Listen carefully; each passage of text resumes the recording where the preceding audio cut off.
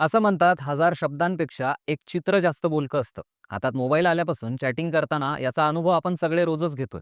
एखाद्या इमोजीशिवाय आपलं चॅटिंग पूर्णच होत नाही. अनेकदा तर शब्दांपेक्षा जास्त आपण इमोजीज वापरतो. आनंद, दुःख, राग किंवा प्रेम व्यक्त करण्यासाठी हे छोटे डिजिटल चेहरे आता आपला अविभाज्य सोबती बनलेत. पण तुम्हाला माहिती आहे का, की जगातला पहिला इमोजी कोणता होता आणि तो कोणी आणि का बनवला होता? चला पाहूया. जपानचे इंटरफेस डिझायनर शिगेताका कुरिता हे जगातल्या पहिल्या इमोजी सेटचे जनक. 1999 साली जेव्हा शिगेताका जपानच्या सर्वात मोठ्या टेलिकॉम कंपनी NTT डोकोमोमध्ये काम करत होते, त्यावेळी त्यांचं वय होतं फक्त 25 वर्ष. तेव्हा त्यांनी इमोजीचा पहिला सेट तयार केला होता. या सेटमध्ये 176 इमोजी होते आणि प्रत्येक इमोजी हा 12x12 पिक्सेलच्या ग्रिडवर डिझाईन केलेला होता. तुम्हाला आश्चर्य वाटेल, पण शिगेताका यांनी तयार केलेला पहिला इमोजी सेट हा आजच्या पिवळ्या रंगाच्या स्माइली सारखा नव्हता.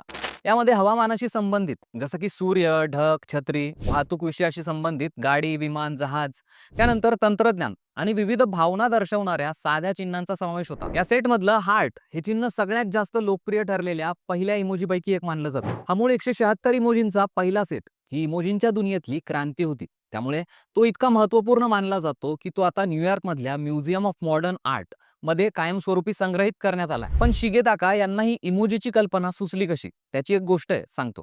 1990च्या दशकाचा तो शेवटचा काळ असेल, तेव्हा जपानमध्ये मोबाईल आणि पेजरवर मेसेजिंगची नुकतीच सुरुवात झाली होती. पण या मेसेजमध्ये फक्त 250 शब्दांची मर्यादा होती. अशा परिस्थितीत लोकांना आपल्या भावना किंवा मोठा संदेश थोडक्यात पोहोचवणं खूप कठीण जायचं. उदाहरणार्थ, मी मीटिंगसाठी पोहोचतोय हे सांगण्याऐवजी जर फक्त एक चिन्ह पाठवलं तर, किंवा हवामानाची माहिती शब्दांऐवजी चित्रात दिली तर. हाच विचार शिगेताका कुरिता यांच्या डोक्यात आला.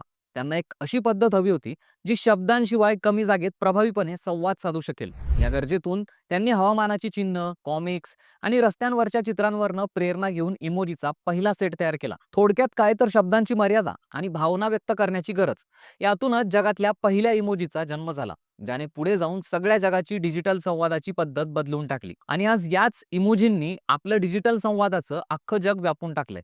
तुम्हीही रोज आपल्या कॉन्टॅक्ट लिस्टमधल्या प्रिय व्यक्तींना मेसेज करताना इमोजी वापरत असाल. कोणते इमोजी तुम्ही सगळ्यात जास्त वापरता? कमेंट बॉक्समध्ये आम्हाला नक्की सांगा.